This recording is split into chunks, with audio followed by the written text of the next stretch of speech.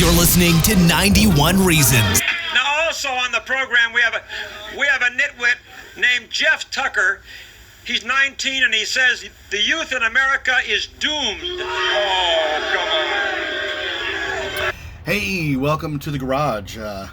I was all set up in the car to do this, but it's a million degrees in the car. So unless I have the car running with the air on, that is not going to be possible. So we're in the garage today. This is a work in progress. So look, I mean, it looks like the Ark of the Covenant is back here. But I am working on it so that I can eventually record out here with a nice background. You know, those nerd shows always have like a bunch of toys in the background. That's what I need. I need a bunch of toys in the background instead of whatever this is. Chaos is what this is. But we'll get there. It's a work in progress.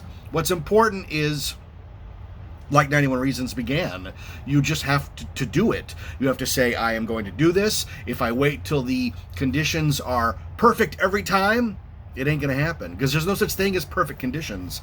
Instead, it's you make do with what you have. So this is what I have, but it is a work in progress. So bear with me as we're under construction here. There's a couch in here that I'm trying to get rid of, because once the couch goes, I'll have a lot more room and I can expand all my shelving and make it look real nice. But I'm stuck with this giant couch. It's a really nice couch. It's barely used. It's one of those settees like you'd see a pretty woman sipping tea while she's sitting on it. I put it in on Facebook Marketplace last week and thought, I'm going to sell this in an hour, because I put $30 on it. I just want to get rid of it. I don't care about making a lot of money on it. I just want it out. If somebody showed up and said, here's 20, I'd say, please take it, because the alternative is I'm going to put it on the street and get rid of it. I can't sell this thing. I've had, no joke, I've had 50 people email me about this couch out of 800 views so far on Facebook Marketplace, and they're all the same. Is this available? Is this available? And I always write, yes, it's available. 90% of them, that's all they want to know. Is it available? Is it available? One lady yesterday, is it available? Yes, it is. She wrote, I want it. That's all she wrote. I wrote her back and I said, well, it's available. You can come get it in Buena Park. You can come pick it up. Never heard back from her. One lady wanted to know if I would bring it to her. That in order to get rid of a $30 couch that I could put on the street and get rid of for free, she wants me to deliver it to her. I didn't ask where. I didn't care. If I had a truck, I would have taken it to the thrift store. They would gladly take it and put $150 on this thing. There's a delivery truck coming in the neighborhood. So I'm stuck with this couch. I've decided tomorrow is the day. If nobody comes and gets it, I'm just putting it on the street with a free sign. I'd rather, the $30 means nothing. For my sanity. You know, you ever get to, like, in a project, you get to a point where you're like, okay, I am at a crossroads, and I have it. This is what we're going to do. This is the only thing blocking the way. The couch is blocking the way. I can't get rid of it. So I'm stuck, you know. I'm stuck. It's a stupid problem to have. Because I know if I put the couch on the street, it's going to be gone within an hour. Because there are people that just circle the whole neighborhood looking for free stuff. They wouldn't take the desk I put out a couple of weeks ago because it was really used. So I'm stuck with the desk. I'm going to have to break the desk down into pieces and put it in the trash can. Because the city will come out, I think, 3 times a year for big items. And I don't want to waste it, because we're hoping to get a new couch in the house. And then I'll be able to put the old couch on the street. That's neither here nor there. My couch stories. What's better are swap meet stories, because I've given you a lot of retail stories, but I have some swap meet stories from last week that are really funny. Two incidents on complete opposite ends of the spectrum. There's a thing at the swap meet. If you've ever been in your part of the country or the world, it may be a flea market, but it's basically just an open air. People roll up, open the van, and load the stuff out onto tables or on the ground, and they sell their stuff. And there's a hierarchy of it. You can go by places where it's just piles of stuff in rows, like $1 row, $2 row, $5 row, please ask row. That's the good stuff. But then there's people that put them on tables. There's a lot of guys that have like 10 tables. They put the tables out, they put stuff on the tables, and there's a little bit of order to it, but not much. But the one dichotomy, the one way it's separated is if the good stuff's on the table, if you have bins below it. So if you have bins below it, the good stuff goes on the table because that's what you want people to look at, because that's what you think is going to sell.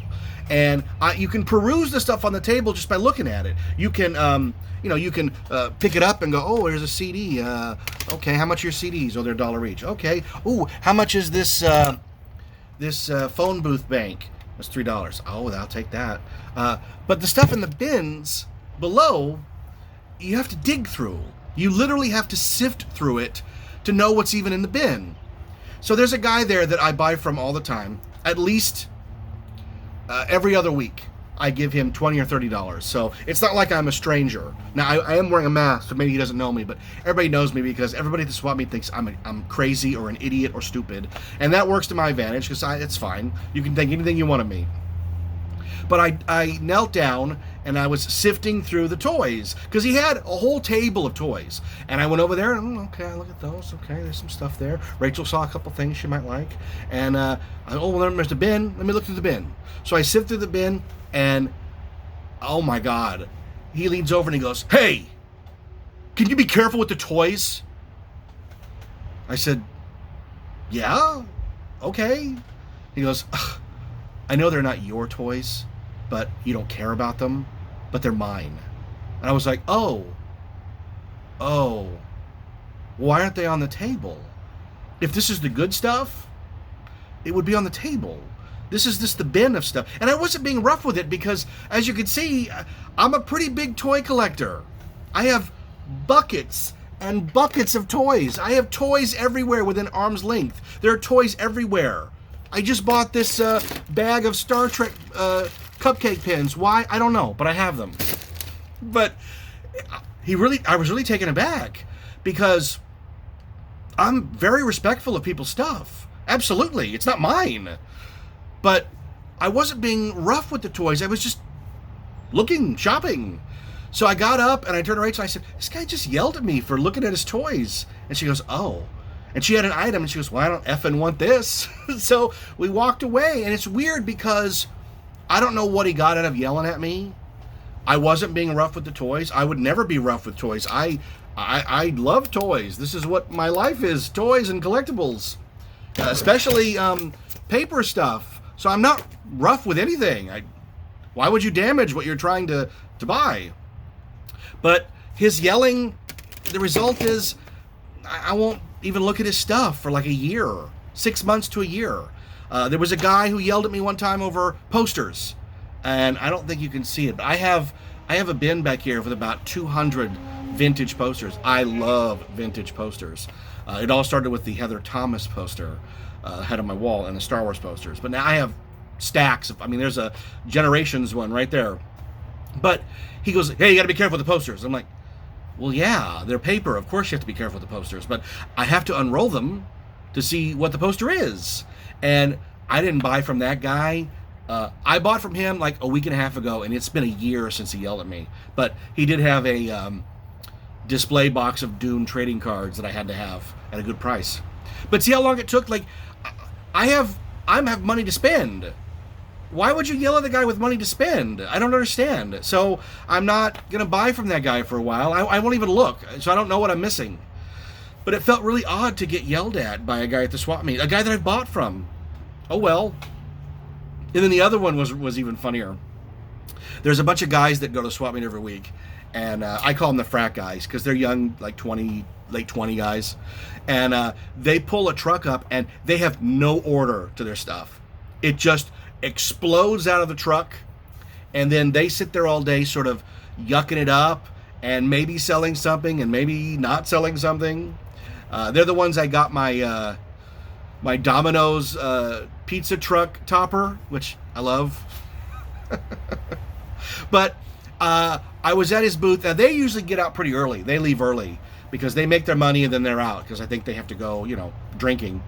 But I bought a bunch. I bought a box from them. I was opening a box, and there was a bunch of papers in it, and it was some old guy's wallet and some of his personal papers. Now, I love personal papers. You never know what you're going to find in it.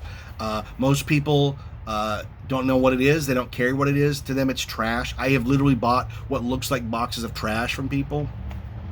And so I put it all together, a bunch of it, and I walked over and I said, hey, how much is this? And he goes, what is it? I said, oh, it's a bunch of papers. It's like some guy's wallet or something. He goes, can I see it? I said, well, yeah, that's what I said. I said, it's yours? Of course you can. So he starts rifling through it, and he looks at me and he goes, you must see something I don't, pal. And I'm like, is that how you sell stuff? By denigrating it? That I'm an idiot for buying it? Because I'm not doing it justice. That really was what he was trying to say. So he goes, what do you give me for it? I said, I'll give you $5. You know, if you don't know what it is, you don't care, you think I'm stupid for buying it, then $5 is worth it. That's the price of a Starbucks, right? Isn't that what everybody said? It's the price of a good cup of coffee. I gave him the $5, and I walked away, and I showed Rachel, and she couldn't believe it. There was one almost complete Disneyland ticket book with A through E and multiples of each inside. There were 2 or 3 other incomplete ticket books. There was old credit cards and cards for like clubs like SeaWorld and stuff sells quick. So I sold the nearly complete ticket book for $60 the next day, and even sold the Visa card for $20. And I have other stuff from that lot that will eventually sell. I'll end up making about $200 off of that $5 purchase. But I just thought it was funny that he didn't go like, hey, you got the good stuff. How about $10? Like, wouldn't you do that? Even if you thought it was trash? Isn't that the game? Maybe the veneer dropped because he was like, you effing idiot. You want this? Give me $5. I mean, he didn't say give me $5, but his face said, give me $5. So that was my swap meet adventures for that week. We've been going, Rachel and I have been going with Austin and Josie every once in a while, nearly every week since they reopened. I think we're at a tipping point where there's simply nothing new. We've seen the same stuff for 2 or 3 weeks in a row, so we may have to give it a break before we head back so they can refresh and recharge, because Lord knows I need more stuff in this garage. Okay, so you heard about my video store score. I found a video store going out of business. The woman was selling Blu-rays for $1 and DVDs for 50 cents. So I ended up all told spending about $400 on movies at this place, and I have boxes and boxes of movies. I've already sold a few and made, I think, about 200 back just off like 5 or 6 really rare DVDs and Blu-rays, and she even had some screening copies that were sent to the video store. I mean, those are exceedingly rare because they don't do that anymore. That business is pretty much dead. But in the stacks, I've got all these movies, and I've been watching some of the weirder ones. I told you about The Skin I Live In. This was a movie called Sorry to Bother You. And I was intrigued by the premise because I didn't quite know how it was all going to mesh together. You know, because I watch a lot of movies, and I'm not afraid to watch movies that are surreal or completely off the wall, like Brazil or Baron Munchausen or Freaked, or movies that are just crazy like Being John Malkovich, you know, where it may not make total sense, but it's weird enough to keep you interested. This one was not. I have no idea how this got made. This is one of the most bizarre attempts in surrealism I've ever seen, because the characters just do things. Nobody acts anywhere close to normal, which I guess is the point, but to the degree that I couldn't latch on to anybody. Okay, I'm going to read the synopsis really quick, because to even explain it makes no sense. Cassius Green lives in his uncle Sergio's garage with his girlfriend Detroit, an artist struggling to pay rent. He gets a job as a telemarketer for Regal View. So Cash gets a job as a telemarketer. His girlfriend Detroit, who's played by Tessa Thompson from Thor and Men in Black International, like, she's a big star. She's one of those ladies. She spins a sign on the corner like it's a big deal. It reminded me of the movie Joker, where they're all sitting in the room waiting to go out and be clowns, and he spins the thing, right? And she spins the thing, and like, that's her job. That's a job. I get it. I totally get it. But I don't think, and it wasn't clear if she actually worked for a company doing that, or if she just was doing it to have messages on her signs. Again, the movie's not real clear. It opened with a really funny joke, and the joke was so good, I was like, oh, this could be something. The guy and his girl are in bed. They wake up, and they're gonna have morning sex, and right in the middle of it, the whole wall comes up because they live in the garage, and the whole neighborhood sees them. That's really funny. That's a great way to open your movie. Unfortunately, I have no idea what happened next. He gets a job at Regal View, where he's a telemarketer, and he's not very good at it. But he is sitting next to the great Danny Glover. I love Danny Glover. I mean, Lethal Weapon, Predator 2, Color Purple. Like, he's an amazing actor. And Danny Glover tells him he's not making any sales because he needs to use his white voice. And then whenever Cassius speaks on the phone, they dub over his voice with David Cross. You know, David Cross from, like, Small Soldiers. And Danny Glover's voice, I think, is Patton Oswalt. So they have these really generic white guy voices. And the premise is they call people up and they go, "Sir, I'm sorry to bother you." Hence the title of the movie. But it's also a double meaning because the movie may have some uncomfortable message, and they're sorry to bother you with their uncomfortable message. I was never uncomfortable with it. I'm of the mind that you work hard for your money and that nothing is given free. So I don't understand these characters who drift about hoping to get some payday living. And Cassius ends up excelling in the company. At the same time, his girlfriend cannot stand that he's like a capitalist pig, and I'm oversimplifying the movie. She ends up doing an art display where she stands there while people throw things at her using her white voice. And the guy who played Glenn in Walking Dead, his name is Stephen Yeun. He shows up as an agitator who is trying to get all of the telemarketers to unionize. So there's a pro-union message to this movie where all of these telemarketers want better wages because the people who work in the penthouse get paid more, and that's the power callers. I have to write it down because I watched it like 3 weeks ago. They're power callers. So when Cassius gets a promotion, he gets taken up to the big leagues upstairs, and everybody there uses the voice all day. You must use the voice. Like, I mean, it's Eddie Murphy. I used to watch Eddie Murphy's stand-up routine, and he's like, "I'll just stick with this." I mean, it's Eddie Murphy's gag. And hey, I always say, if you're going to steal, you steal from the best. I totally get it.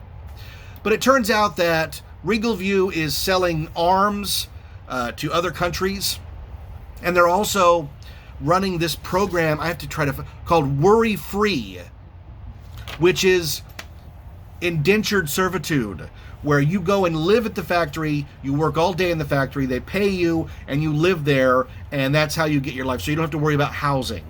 And it's like it's a thinly veiled, not thinly, it's a slam at Apple and Nike and all of the sweatshops in China that make all the goods that we use. I get it. I'm not dense enough not to get it. But Cassius is able to get a nice apartment, a nice car, a nice life, and his girlfriend's not having it because he's part of the system now. And I kind of identified with Cassius because the guy's just trying to work hard. And he doesn't understand why he has to be involved in all of this nonsense with his girlfriend. And then it turns out she's having sex with Stephen Yeun's character. So why should he even care anyways? So the movie is this real tedious examination of capitalism and getting a fair shake, which is odd to me because everybody gets a job and knows what it pays. So if you take the job knowing that what it pays, you can't then get mad at what the job pays. You didn't have to take it. Oh no, Jeff, they were free. I have no other choice. Maybe in the world of the movie, you know, it's either work for the call center or work for Worry Free. I don't know. But there seem to be other things going on in the world of this movie.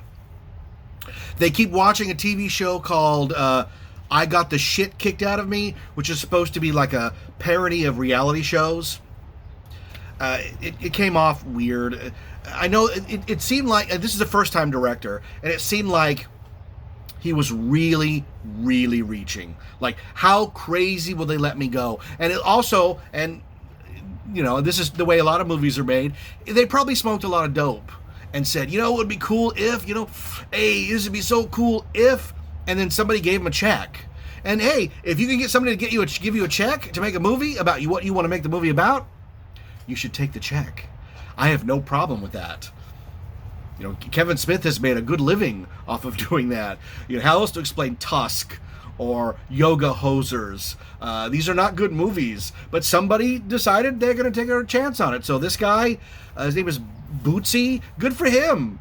The problem is that it's not very good. That, you know, the problem is I was taught by somebody I really respect, do the job so well that they want to ask you back to do it again. Don't think of it as a one-off. Behave yourself, do the job well, so that when something else comes up, they go, you know who was really good? That guy. And then they hire you back. And then you have a string of projects you can do. I don't know what this guy is working on now, but this movie falls apart at the end. And part of it's not his fault, because he cast as the CEO of the company, Armie Hammer. And it was startling to see Armie Hammer, because, you know, Armie Hammer has been thrown out of Hollywood. When you start texting people that you're into cannibalism and you want to eat them, you're probably going to get thrown out of the industry. And Armie Hammer was not only thrown out of the industry, but he's being edited out of the movies that he's already finished. Like Kevin Spacey, they're 86ing him. But Armie Hammer shows up as the CEO. He invites Cassius to a big party. This is his big moment. And there's a party at the house where they make Cassius rap. You know, it's supposed to be more of, I guess, racial politics. It just came off silly. And he has a meeting with, Cassius has a meeting with the Armie Hammer character, where Armie Hammer is going to give him some cocaine, they're going to snort some coke, and they're going to talk about this big opportunity. But Cassius has to go to the bathroom. So he ends up underneath the house in the catacombs looking for a bathroom. And instead, he stumbles upon, are you ready for this? Because I wasn't. Even though at the moment they showed up, I remembered them from the trailer, I had forgotten they were in the movie. He comes upon Equisapiens, which are men with horse heads. These are rubber-suited monsters. They look like Station from Bill and Ted's Bogus Journey, except if Station had genitals. And they're really unsettling looking. They're not a good design. They're really weird looking, and they're screaming, help me, to Cassius, who runs the hell back upstairs. And that's where the movie's final plot is laid out, and that Armie Hammer is going to turn his workforce into Equisapiens because they work harder, and the people will doing it willingly because the drug to turn you into an Equisapien will be hidden in recreational drugs or in injections that they think they have to get. And of course, Cassius has snorted some of it, and he tells him, you're going to go undercover as an Equisapien, and you're going to keep them quelled from unionizing or rioting. And Cassius is like, I can't do this. What'd you give me? And Armie Hammer's like, oh, it's going to be fine, man. It's going to be fine, man. And this is all compounded at the end where Cassius breaks the union line that they're striking finally. And he gets hit with a Coke can. They yell something at him and they hit him with a Coke can. And it becomes a viral meme video. So Cassius is somewhat famous around the world for getting hit with a Coke can. So he goes on, I got the shit kicked out of me, to warn the world about Equisapiens and tell everybody that Worry Free is an evil company. They're selling ammunition and they're ruining people's lives, and they're going to turn everybody into half man, half horse creatures called Equisapiens. Nobody believes him, and then of course he turns into one. I'm at a loss here. I don't know what to even say about this movie, except it ends with Armie Hammer sort of winning in that the Equisapiens are working hard and things are going fine, but then he's at home like eating, and the Equisapiens are breaking in his house to kill him. And that's how it ends. Sorry to Bother You is a mess. It's a mess of a movie. It has, like every bad movie. It has one or two really good moments that if you plucked them out and showed them to somebody, they'd go, well, this isn't too bad. The problem is, good movies string those moments together and make a cohesive, amazing movie. This is a failure. It's a good failure. It's just not a great movie. I didn't find myself interested at all in the characters. Once the girlfriend started cheating, it's like, well, I'm done with her. Armie Hammer is this gross guy in the movie, not in real life, but sort of. I'm done with him. And Cassius, he never takes full advantage of his great position in life. Like, he's worked hard for this, using that voice, but it's all for naught. He ends up turning into a Equisapien, and maybe the director had plans for, like, because it looked a lot like a toy line called Warriors of Virtue, which is for children, and they're clothed. Armie Hammer does tell Cassius one of the benefits of being an Equisapien is the giant genitalia he'll get. What do you do with that? I mean, not literally, but that information in the movie, what do you do with that?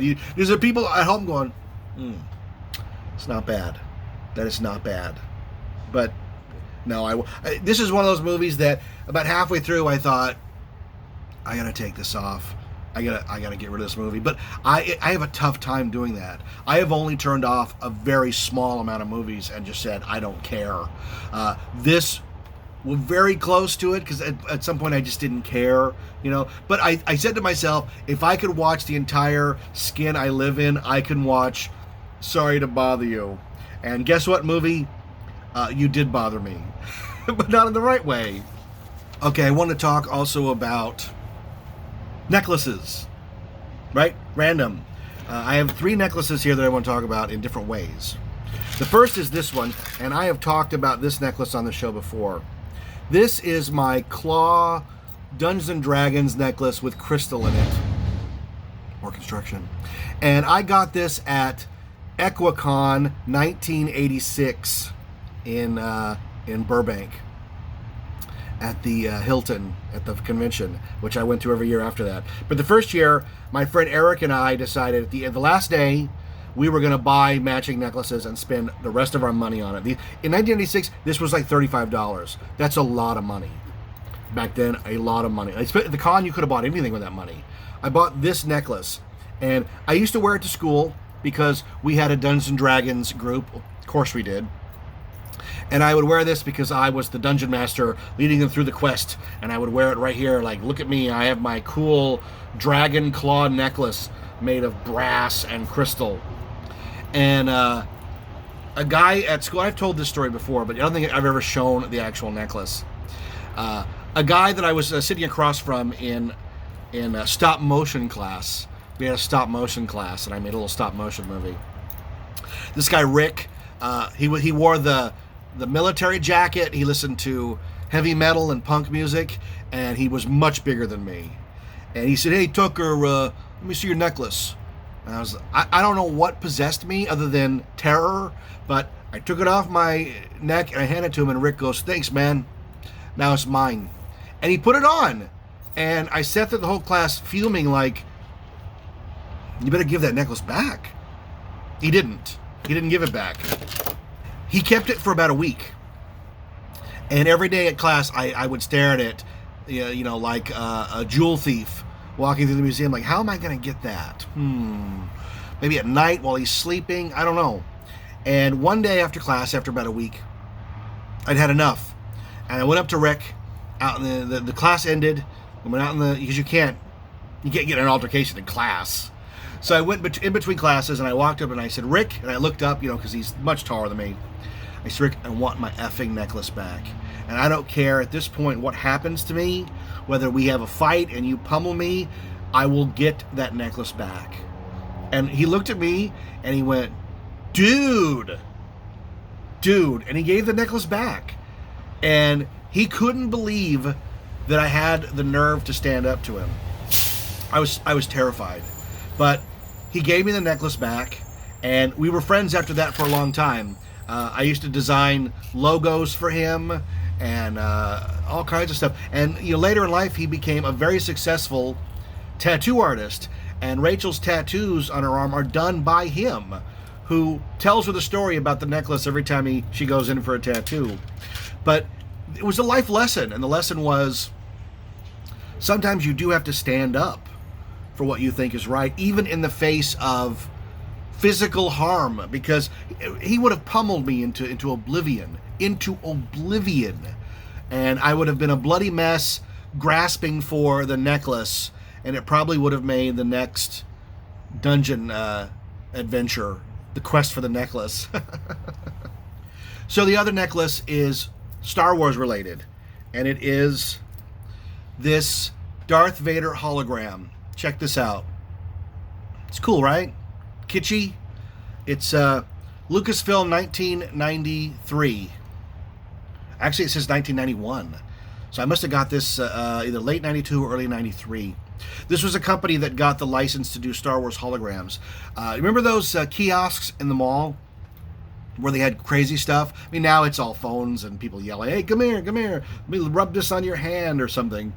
But there was one in Buena Park Mall that only sold holograms. You know, it was a kitschy, fun holograms, and they weren't cheap. This necklace was probably $40 in 1992, early 93. And it looks like a Darth Vader action figure that they scanned to make the hologram. It doesn't look like art. It looks like the actual Kenner figure with maybe some augmentation. But I wanted it pretty bad.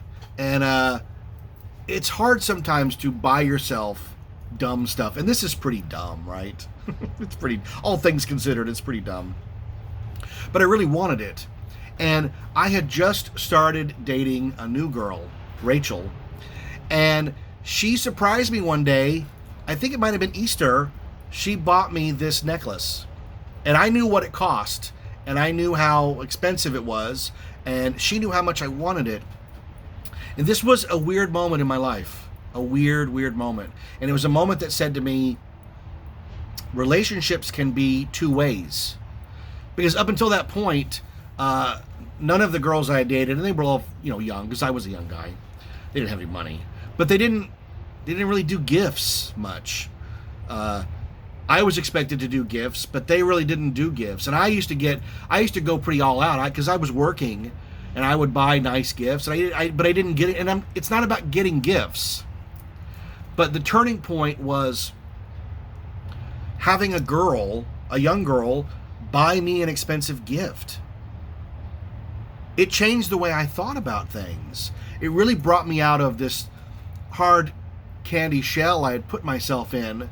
And this was the beginning of my relationship with Rachel. I mean, we've been married almost 27 years now.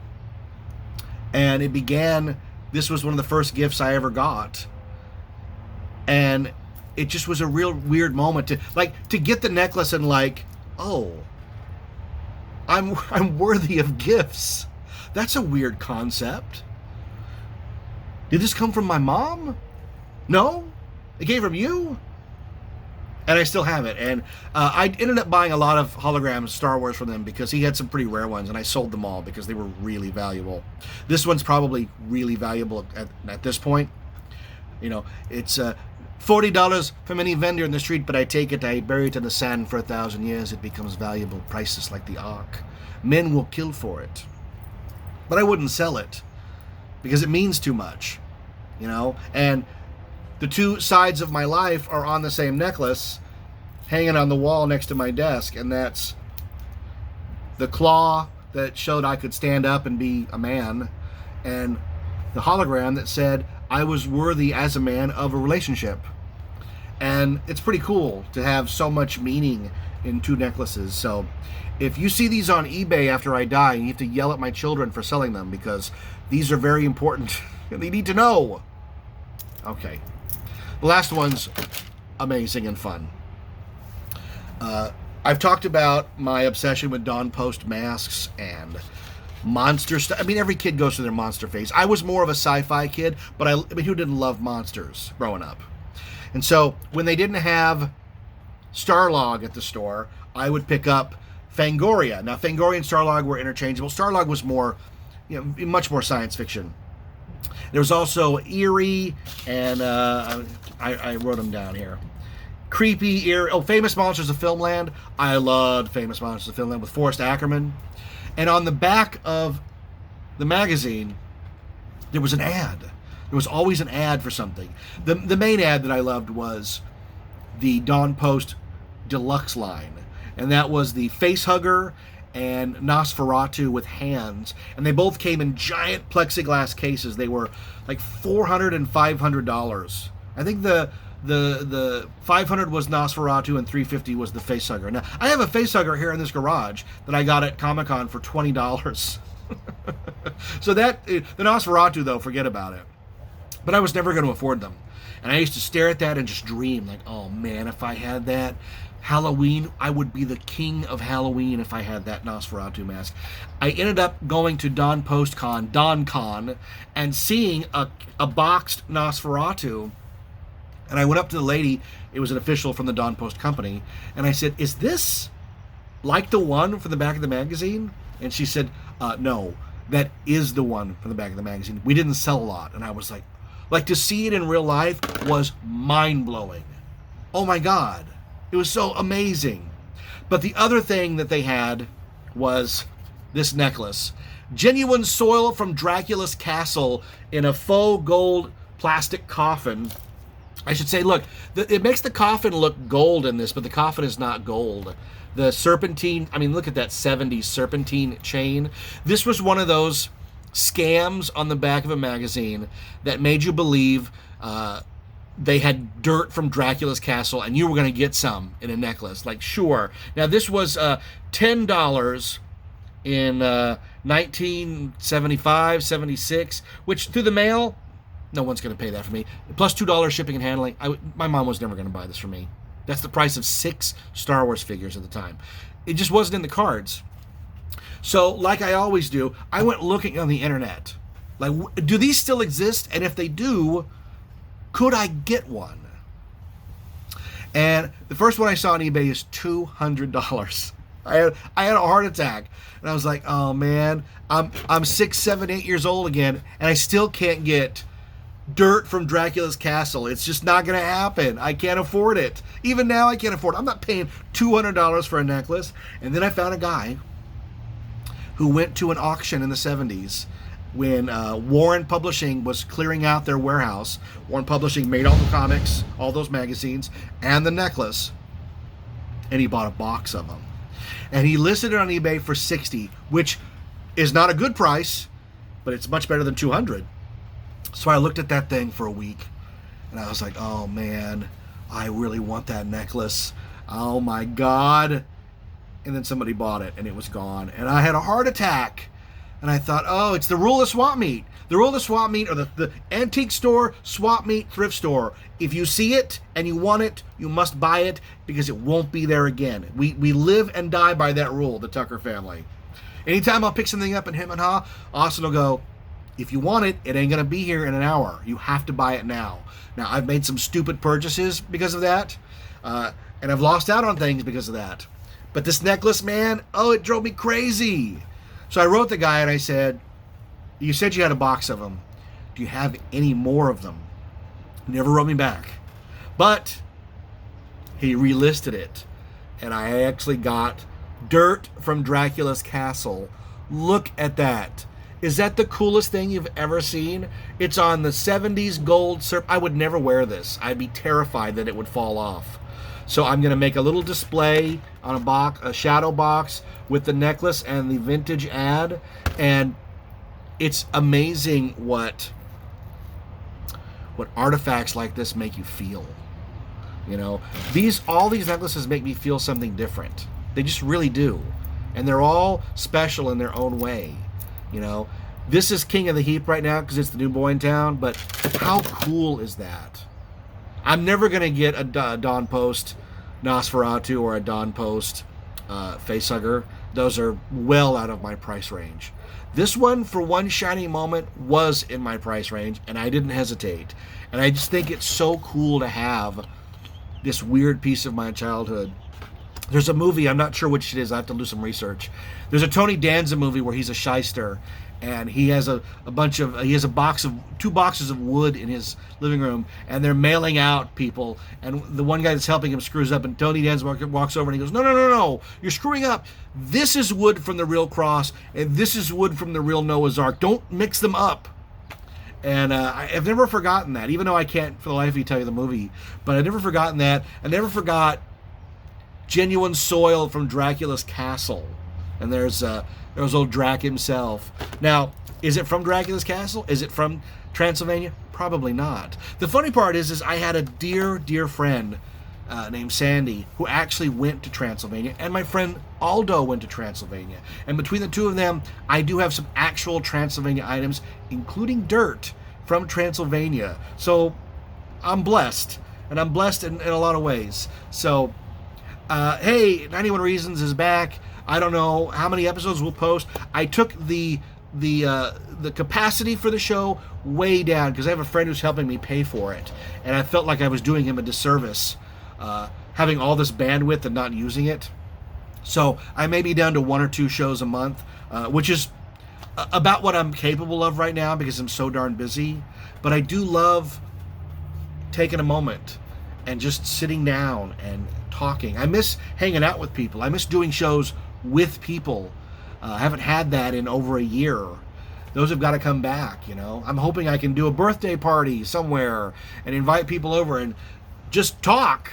You don't have to bring a gift. The gift is just you talking. Let's talk for an hour. And that's Elvira. Moonbathing. Another poster. All right, folks. Thanks for hanging out with me. I wish I was in the car. I got a new car and I wanted to show it off, but it's just too darn hot. I'm afraid you're just too darn loud, fellas. I am Jeff Tucker. This is the claw necklace, the Darth Vader necklace, and of course the soil from Dracula's castle, not his cave. He lives in a castle, Jeff. And this is 91 Reasons. Thanks for listening to 91 Reasons. Please subscribe and leave a review on iTunes. Find us on Facebook. Is anyone even still listening?